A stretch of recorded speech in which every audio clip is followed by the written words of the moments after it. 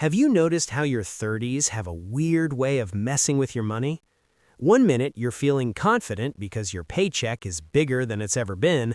The next, you're opening your banking app like it personally betrayed you, trying to figure out how your balance vanished overnight. Maybe it got swallowed by childcare bills that cost more than rent. Or maybe it disappeared into weddings, birthdays, baby showers, and bachelor trips because apparently everyone you know decided to start a new life chapter at the exact same time. If you're in your 30s and constantly feel like you're running in place financially while everyone else looks like they're sprinting ahead, this video might completely change how you see money during this decade. I'm Alex, and I break down money in a way that doesn't feel like a lecture from someone in a stiff suit. No jargon, no guilt trips, just real talk. If you've ever felt behind, confused, or low-key stressed about money, stick around and hit subscribe. Let's start with something most people don't tell you.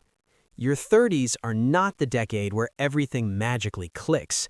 They're what many financial experts call the messy middle, and that name exists for a reason. This is the decade where life hits from all directions at once. Career pressure ramps up because you're supposed to be moving up. Family pressure kicks in because kids, parents, or both suddenly need more of you. Social pressure explodes because your friends are buying homes, remodeling kitchens, and posting vacation photos while you're eating cereal straight from the box. And here's the important part. None of this means you're bad with money. The messy middle isn't a personal failure, it's a shared experience. Almost everyone who eventually builds wealth goes through this exact phase. The difference isn't that successful people avoided the chaos, it's that they learned how to keep moving forward inside it. Think about what's really happening in your 30s. Yes, you're earning more than you did in your 20s, but your expenses grew right along with your income. Housing costs went up, transportation costs went up. If you have kids, you've learned that small humans are basically adorable subscription services you didn't cancel. And if you don't have kids yet, you're probably saving for a house, a wedding, or both, while inflation quietly laughs in the background. Meanwhile, it looks like everyone else has it figured out. Someone you went to college with just bought a massive house. A coworker maxes out retirement accounts and travels internationally every year. Social media makes it seem like people your age have unlimited money for hobbies and renovations. Here's the uncomfortable truth. Most of that is an illusion. Statistically speaking, people in their 30s are far less ahead than you think.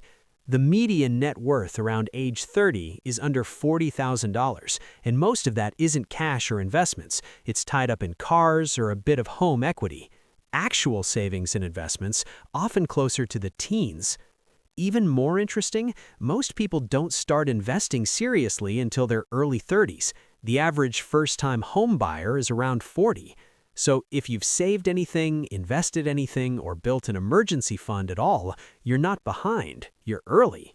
The problem is comparison. Personal finance isn't a race where everyone starts at the same line.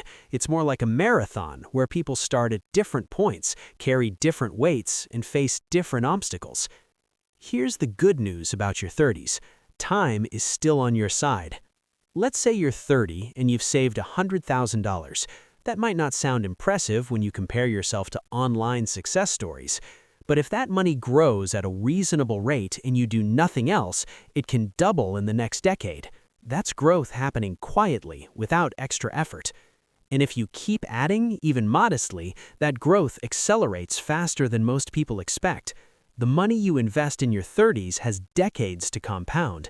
Even starting later in this decade is dramatically better than waiting until your 40s. This brings us to a critical mindset shift. Wealth building is not a straight line. Life will interrupt your plans. Jobs change, emergencies happen, families need help. Some months you'll move forward, some months you'll move backward, and some months you'll just be trying to survive. That doesn't mean you failed, it means you're human. This is why emergency savings matter more than people realize. An emergency fund doesn't just protect your finances, it protects your peace of mind. It keeps you from making desperate decisions when life gets expensive at the worst possible time. Having cash when others are stressed is a quiet form of power. It gives you options, it buys you time, and it prevents small problems from becoming long-term setbacks. Now let's talk about a trap many people fall into in their 30s. They think they need to get fancy. Instead of letting money grow steadily in simple investments, they chase complexity, stock picking, trends, next big opportunities.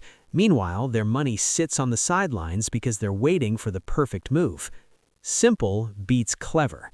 Low-cost index funds, automated investing, and boring consistency outperform most complicated strategies, especially when your time and energy are already stretched thin. Another overlooked move that makes life easier is consolidating old retirement accounts. If you've changed jobs a few times, your money is probably scattered. Bringing it together improves clarity, reduces fees, and makes progress easier to track. And finally, let's talk about the biggest wealth killer in your 30s, lifestyle inflation. Most people increase their spending every time their income increases. More money comes in, more money goes out. Nothing changes. The people who build wealth do something different. They let their income rise but keep their lifestyle mostly the same. That gap becomes investments, and over time that gap compounds into freedom. But none of this works if money becomes an obsession. Your 30s are meant to be lived. The goal isn't to die with the biggest account balance. The goal is to build a life you enjoy while making choices that future you will thank you for. Spend intentionally. Cut what doesn't matter. Keep what does. Your journey won't look like anyone else's, and it doesn't need to. Feeling overwhelmed right now doesn't mean you're behind. It usually means you're laying the foundation, quietly, imperfectly, and without applause. And 20 years from now, that foundation is exactly what will make everything else possible.